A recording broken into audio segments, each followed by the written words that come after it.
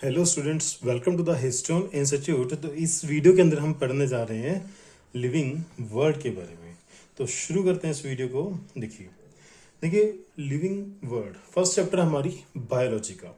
तो बायोलॉजी का मतलब देखते हैं। सबसे पहले बायो का मतलब क्या होता है? लिविंग। बायो मतलब क्या होता है? लिविंग। अच्छा, लिविंग और लॉजी जो हम वर्ड यूज करते हैं इसका मतलब होता है टू स्टडी। इसका मतलब बायोलॉजी का मीनिंग हुआ स्टडी ऑफ लिविंग ऑर्गेनिज्म। जब हम लिविंग ऑर्गेनिजम्स को स्टडी करते हैं तो उस स्टडी को बायोलॉजी बोला जाता है। उस स्टडी को बायोलॉजी बोला जाता है, राइट। नेक्स्ट, अगर हम थोड़ा डिटेल में जाएं तो हम देखेंगे कि लिविंग ऑर्गेनिज्म जो होते हैं वो इंक्लूड करते हैं किसको? वो इंक्लूड करते हैं लाइफ प्रोसेसेस को, सॉरी लाइफ फॉर्म्स को। लाइफ फॉर्म्स का मतलब होता है different type of organism, different type of organism और उनके अंदर होने वाली प्रोसेसेस को, राइट। तो life forms and life processes ये इंक्लूड होती हैं लिविंग ऑर्गेनिज्म के अंदर। तो सीधा सीधा हम बोल सकते हैं कि जो बायोलॉजी होती है, तो biology is a study of life forms and there processes, right.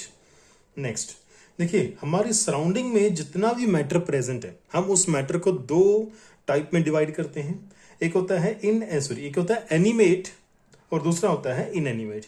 Animate का मतलब होता है बायोटिक और बायोटिक का मतलब होता है लिविंग। सो एनिमेट, बायोटिक और लिविंग, जिसके अंदर आते हैं प्लांट्स और एनिमल्स। ये जो हमने क्लासिफिकेशन की है हमारे सराउंडिंग में जो मैटर प्रेजेंट है उसकी, ये करी गई है अर्ली मैन के द्वारा, ठीक है। तब माइक्रोब्स के बारे में इतनी ज़्यादा जानकारी नहीं थी, तो हमने सिर्फ प्लांट्स और एनिमल्स की बात की। और हमारी सराउंडिंग में जो इनएनिमेट या नॉन लिविंग या एबायोटिक जो मैटर प्रेजेंट है उसको हमने नाम दिया air, water and soil, right. Next, देखिए बायोलॉजी को पढ़ने के लिए हमारे पास दो व्यूज हैं। एक जिसको हम बोलते हैं एंथ्रोपोजेनिक व्यूज और दूसरा जिसको हम बोलते हैं बायोसेंट्रिक व्यू। देखिए दोनों में क्या डिफरेंस है। जो एंथ्रोपोजेनिक व्यू होता है, देखिए एंथ्रोपोजेनिक जो वर्ड है हमारे पास, हम इस वर्ड को यूज करते हैं ह्यूमन के लिए, ह्यूमन के रिस्पेक्ट में इसको यूज करते हैं एंथ्रोपो, राइट। एंथ्रोपोजेनिक व्यू का मतलब होता है, यानी कि जब हम बायोलॉजी को स्टडी करते हैं, हम उसके ऑर्गेनिजम्स की स्टडी करते हैं, तो उसके अंदर हम ह्यूमन की जो स्पीसी है, यानी कि हम लोगों की जो स्पीसी है, उसको हम सुपीरियर मान के चलते हैं as compare to the other species. हमारी धरती के ऊपर जितने भी स्पीसीज सर्वाइव करती हैं, प्लांट, माइक्रोब, एनिमल जितने भी सर्वाइव करते हैं, उनमें से हम ह्यूमन को सुपीरियर मान के चलते हैं। तो ऐसी जो हमारी व्यू होती है उसको हम बोलते हैं एंथ्रोपोजेनिक व्यू। बायोसेंट्रिक व्यू क्या है? देखिए बायोसेंट्रिक व्यू का मतलब होता है भी जितनी भी स्पीसीज को हम जानते हैं, जितनी भी स्पीसीज अर्थ के ऊपर एग्जिस्ट करती हैं, उन सबको हम इक्वल मान के चलते हैं, कंसीडर्ड इक्वल, सबको इक्वल मान के चलते हैं, राइट। क्लियर? कोई सुपीरियर नहीं है, कोई इंफीरियर नहीं है, नो सुपीरियर नो इंफीरियर, सारी की सारी स्पीसीज क्या है? इक्वल है। सारी की सारी स्पीसीज क्या है? इक्वल है, राइट। नेक्स्ट, देखिए यहां पे हम बात करेंगे हॉरिजॉन्टल एंड वर्टिकल सिमिलैरिटीज की। जब हम सिमिलैरिटीज की बात करते हैं तो हम कुछ कैरेक्टर्स को स्टडी करते हैं और उन कैरेक्टर्स के बीच में हम समानता को देखते हैं। अगर हम सिमिलैरिटीज को देखते हैं एक जनरेशन के अंदर, जैसे सपोज करो ये फादर है, सपोज करो ये है फादर, और सपोज करो ये है मदर। तो फादर और मदर, इनके दो बच्चे हैं, एक है इनका सन और दूसरा है इनका डॉटर, राइट। सन और डॉटर। अब देखिए ध्यान से, तो जो डॉटर और इनका जो सन है, ये दोनों एक ही जनरेशन के मेंबर हैं। तो जब ये इनकी डॉटर है, ये इनका सन है, तो दोनों आपस में क्या है? सिबलिंग। तो जब हम सिबलिंग्स में, यानी कि एक जनरेशन के जो मेंबर हैं, उनके अंदर हम सिमिलैरिटीज की बात करते हैं तो उसको बोलते हैं हॉरिजॉन्टल सिमिलैरिटीज। आई बात समझ? इसको बोलते हैं हॉरिजॉन्टल सिमिलैरिटीज। नेक्स्ट हम बात करेंगे वर्टिकल सिमिलैरिटी की।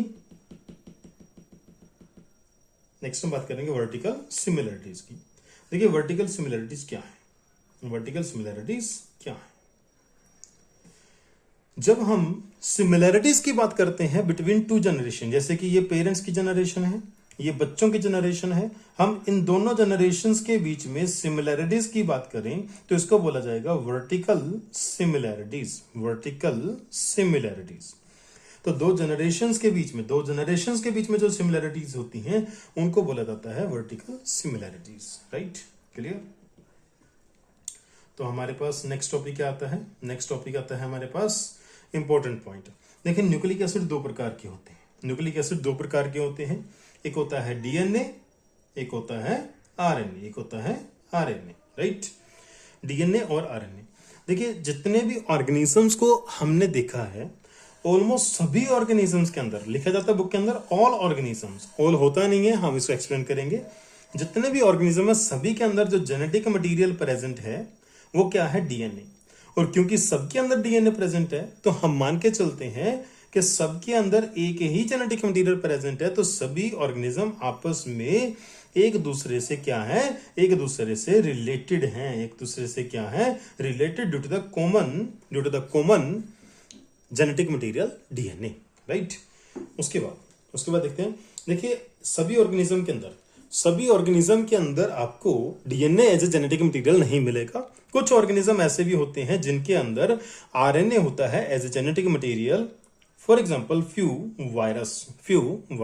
देखिए, तो वैक्यूमोजैक वायरस, जिसको आप शॉर्ट में TMV बोलते हैं, क्या बोलते हैं? TMV। और इसके अलावा क्यूबी बैक्टीरियोफेज जो वायरस होता है, ये इन दोनों के अंदर आपको क्या मिलेगा? इन दोनों के अंदर आपको आरएनए मिलेगा as a genetic material. Next हम बात कर लेंगे अर्नेस्ट मेयर की। जो अर्नेस्ट मेयर हैं उनका ड्यूरेशन रहा है 1904 से 2004 तक, ठीक है? और उनको 20th सेंचुरी का डार्विन बोला जाता था। और वो अपने टाइम के ऑल टाइम्स, यानी कि उनका जो ड्यूरेशन था उस ड्यूरेशन की बात हो रही है, वो अपने टाइम्स में जो टॉप के 20 साइंटिस्ट होते थे वो उनके अंदर अपनी एक पहचान रखते थे। वो टॉप के 20 साइंटिस्ट में से एक थे अपने टाइम पे। उनको बायोलॉजी के अंदर ट्रिपल क्राउन जो प्राइज है वो उनको प्राप्त था, जिसके अंदर क्या आता है? बाल्जन प्राइज 1983 में, इंटरनेशनल प्राइज फॉर बायोलॉजी 1994 में, क्रेफोर्ड प्राइज 1999 में, राइट? तो ये छोटी सी इंफॉर्मेशन है जो आपको एनसीईआरटी के अंदर दी गई है। You have to remember this, right? आपसे पूछा जाए, एनसीईआरटी में जो भी दिया गया आपसे पूछा जा सकता है। नीट का सीधा फंडा है जी, एनसीईआरटी में जो है वो आपको आएगा, राइट? चाहे वो चैप्टर के अंदर हो, चाहे वो चैप्टर के आगे या पीछे दिया गया हो। बायोलॉजिकल कॉन्सेप्ट ऑफ स्पीसीज, ये किसने दिया था? ये दिया था अर्नेस्ट मेयर ने। किसने दिया था? अर्नेस्ट मेयर ने दिया था। अच्छा, इस जो ये जो कॉन्सेप्ट है, अकॉर्डिंग टू दिस कॉन्सेप्ट, इस कॉन्सेप्ट के अकॉर्डिंग अगर देखें तो ये कॉन्सेप्ट कहना क्या चाहता है? ये कहता है कि हमारे पास सपोज करो एक पॉपुलेशन है, हमारे पास क्या है? एक पॉपुलेशन है। अच्छा, उस पॉपुलेशन के ऑर्गेनिज्म अगर आपस में ब्रीड करते हैं, आपस में क्या करते हैं? ब्रीड करते हैं। और उनके जो बच्चे पैदा होंगे वो क्या होंगे? वो फर्टाइल नेचर के होंगे। वो क्या होंगे? फर्टाइल नेचर के होंगे। फर्टाइल होता है कि वो आगे रिप्रोडक्शन कर सकते हैं, वो फर्टाइल नेचर के होंगे। तो हम मान के चलते हैं ये ऑर्गेनिज्म सेम स्पीसी को बिलोंग करते हैं, राइट? तो थोड़ा डायग्राम से समझ लेते हैं। सपोज करो हमारे पास एक पॉपुलेशन है, उसके अंदर कुछ मेंबर्स हैं। अगर ये मेंबर सेम स्पीसी को बिलोंग करेंगे तो इनके ब्रीड करने पे जो बच्चे पैदा होंगे वो फर्टाइल होंगे। अगर ये ऑर्गेनिज्म डिफरेंट स्पीसीज को बिलोंग करेंगे तो इनकी ब्रीड करने पे जो बच्चे होंगे वो फर्टाइल नहीं होंगे, वो स्ट्राइल होंगे, वो फर्दर रिप्रोडक्शन नहीं कर पाएंगे। फॉर एग्जाम्पल अगर हम मेल डोंकी और फीमेल हॉर्स को आपस में ब्रीड करवाएं तो म्यूल का जन्म होता है जो कि फर्दर रिप्रोडक्शन नहीं करता, यानी कि वो फर्टाइल नहीं होता, क्योंकि डोंकी और हॉर्स जो होता है ये अलग अलग स्पीसीज को बिलोंग करते हैं। ऐसे ही अगर मैं बात करूं मेल हॉर्स और फीमेल डोंकी की, तो मेल हॉर्स और फीमेल डोंकी की ब्रीड से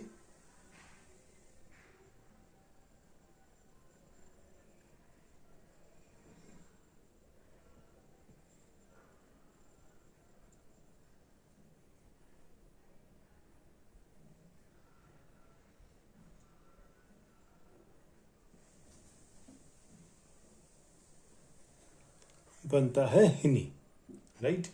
ये भी क्या होता है, ये भी स्ट्राइल नेचर का होता है, राइट। नेक्स्ट अगर हम बात करें what is living, what is living, देखिए लिविंग और नॉन लिविंग के अंदर हम सबसे पहले डिफरेंस को देखेंगे, फीचर्स।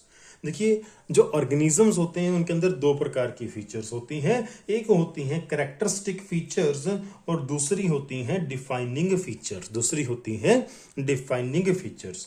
कैरेक्टरिस्टिक फीचर, देखिए कैरेक्टरिस्टिक फीचर वो फीचर होती हैं जो लिविंग ऑर्गेनिजम्स के अंदर आपको देखने को मिलेंगी। Include all the features found in a living organism, किसी लिविंग ऑर्गेनिज्म के अंदर मिलने वाली सभी फीचर्स को हम कैरेक्टरिस्टिक फीचर बोलते हैं, जैसे कि growth, respiration, reproduction, walking, talking etcetera.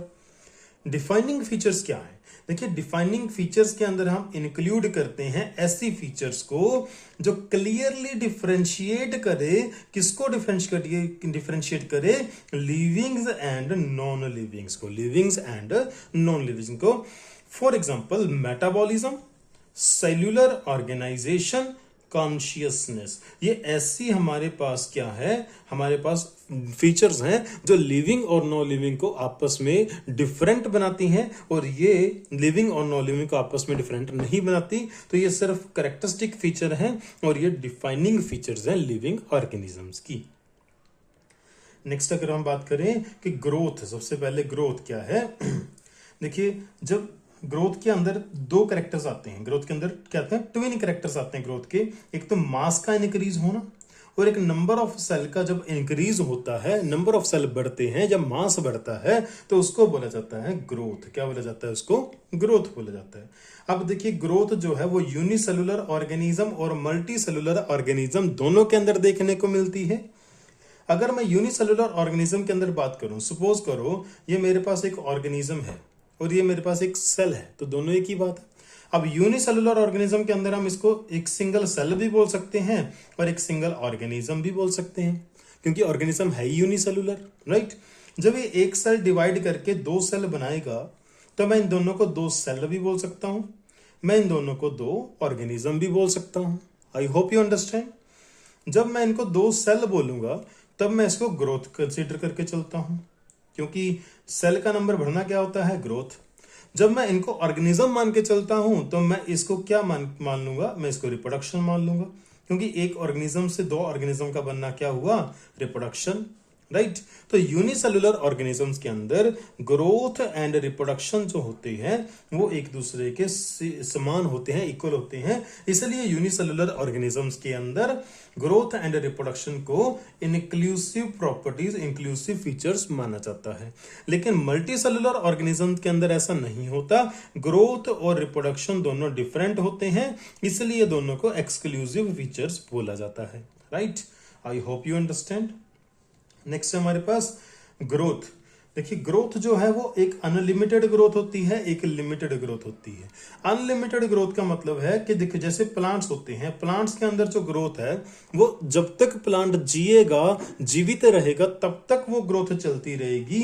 Growth through out life, पूरी लाइफ ग्रोथ होती रहेगी। इसी ग्रोथ को हम बोलते हैं अनलिमिटेड ग्रोथ, ठीक है। अच्छा एनिमल्स की अगर मैं बात करूं तो एनिमल्स के अंदर जो ग्रोथ होती है, एनिमल्स के अंदर जो ग्रोथ होती है वो एक सर्टन एज तक होती है, उस पर्टिकुलर एज के बाद ग्रोथ होना बंद हो जाती है। तो इसलिए एनिमल्स के अंदर जो ग्रोथ होती है वो क्या होती है, लिमिटेड ग्रोथ होती है, राइट। ओके नेक्स्ट अगर ग्रोथ की बात करें तो ग्रोथ दो प्रकार की होती है। एक होती है इंटरनल ग्रोथ जिसको इंट्रिंसिक ग्रोथ भी बोल सकते हैं, दूसरी होती है एक्सटर्नल ग्रोथ जिसको एक्सट्रिंसिक ग्रोथ भी बोल सकते हैं, राइट। ओके अच्छा उसके बाद इंट्रिंसिक या इंटरनल का मतलब होता है कि जो ग्रोथ बॉडी के अंदर से हो रही है, जो बॉडी के अंदर से हो रही है। मान लो कि हमारे अंदर बॉडी का साइज बढ़ता है तो हमारी हड्डियों का साइज बढ़ता है, हमारे मसल्स का साइज बढ़ता है, हमारे कार्टिलेज का साइज बढ़ता है, सभी टिश्यूज का साइज बढ़ता है। तो वो क्या है, इंटरनल ग्रोथ है जो कि लिविंग्स के अंदर देखने को मिलती है, राइट। अच्छा एक होती है एक्सटर्नल या एक्सट्रिंसिक ग्रोथ। अब आपने देखा होगा जो माउंटेन्स होते हैं, जो क्या होते हैं, माउंटेन्स होते हैं, जैसे सैंड ड्यून्स होते हैं, सैंड ड्यून्स, ठीक है, रेत के टीले होते हैं भाई, इनकी भी हाइट बढ़ती रहती है टाइम टू टाइम। वो कैसे होती है, इनकी सरफेस के ऊपर धीरे धीरे मिट्टी जो है वो डिपॉजिट होती रहती है, वो मिट्टी के ऊपर और मिट्टी डिपॉजिट होती है, जिससे कि उनकी जो हाइट है वो बढ़ती रहती है धीरे धीरे। और ये चीज सिर्फ नॉन लिविंग्स के अंदर देखने को मिलती है, राइट। कंक्लूजन क्या है हमारे पास कि ग्रोथ जो है उसको तो हम लिविंग का डिफाइनिंग फीचर नहीं मान सकते, क्योंकि वो तो लिविंग और नॉन लिविंग दोनों के अंदर हो रहा है। लेकिन अगर मैं इंट्रिंसिक ग्रोथ की बात करूं तो इसको मैं डिफाइनिंग फीचर ऑफ लिविंग बोल सकता हूं, क्योंकि इंट्रिंसिक ग्रोथ सिर्फ लिविंग में होती है, नॉन लिविंग के अंदर इंट्रिंसिक ग्रोथ नहीं होती, एक्सट्रिंसिक होती है, इसलिए, राइट। तो इसके रिलेटेड कुछ क्वेश्चन है हमारे पास। The characteristics of growth include, growth की जो कैरेक्टरिस्टिक्स हैं वो क्या है, इंक्रीज इन मास, ये बिल्कुल सही लिखा है, increase in number of cells, increase in length नहीं। हमने ग्रोथ की दो कैरेक्टरिस्टिक फीचर्स पढ़ी, तो हमारा आंसर आएगा fourth option, fourth is the right answer, right. Okay, unicellular organisms grow by, unicellular organism जो होते हैं वो कैसे ग्रो करते हैं, सेल इलोंगेशन से, सेल डिवीजन से, accumulation of material on the surface से, नन ऑफ दीज। तो यूनिसेलुलर ऑर्गेनिज्म ग्रो करते हैं सेल डिवीजन से, right. Mountain, boulders and sand mounds also grow, but they do not considered as a living organism because they grow by accumulation of material on their surface, ये बिल्कुल सही point है। The division of their particles, ऐसा कुछ नहीं होता जी। Accumulation of material on their outer surface, ये भी बिल्कुल सही लिखा है इन्होंने, ऑन देयर आउटर सरफेस। देखिए पॉइंट दोनों सेम आ गए, तो हमारा आंसर क्या आएगा 1 and 3, 1 and 3। तो यहाँ पे हम इसको चेंज करके कर देंगे 1 and 3। सो हमारा आंसर क्या आएगा, fourth option, right, fourth option. Choose the correct statement about growth in plants, plants के बारे में जो करेक्ट स्टेटमेंट क्या है ग्रोथ के बारे में देखेंगे। Growth occurs continuously throughout the life span by cell division, जो ग्रोथ है वो लगातार चलती रहती है, ठीक है, सेल डिवीजन की वजह से। ही बिल्कुल सही लिखा है इन्होंने, हमें करेक्ट ही बताना था, तो फर्स्ट हमारा आंसर आ सकता है। बाकी के तीन ऑप्शन हम पढ़ेंगे, ठीक है। अब देखिए, growth occurs only up to a certain age, only up to a certain, ये प्लांट्स के बारे में नहीं है, ये एनिमल्स के बारे में सही है, ठीक है। Growth occurs by accumulation of material, ये नॉन लिविंग के लिए होता है। Growth occurs only in all cell, occurs only in all cells, देखिए सभी सेल्स के अंदर ग्रोथ नहीं होती, सभी सेल्स के अंदर ग्रोथ नहीं होती, तो ये पॉइंट भी गलत है। तो हमारा आंसर क्या आएगा, first option. So first is the right answer, first is the right answer. तो नेक्स्ट टॉपिक के अंदर, नेक्स्ट वीडियो के अंदर हम रिप्रोडक्शन के बारे में पढ़ेंगे। आज की इस वीडियो के अंदर इतना ही। Thank you, have a nice day. हमारी वीडियो को लाइक करें, कमेंट करें, शेयर करें। अगर आपको कोई क्वेरी आती है तो कमेंट सेक्शन में आप कमेंट करें, we will definitely reply you and will clear your doubts. Thank you.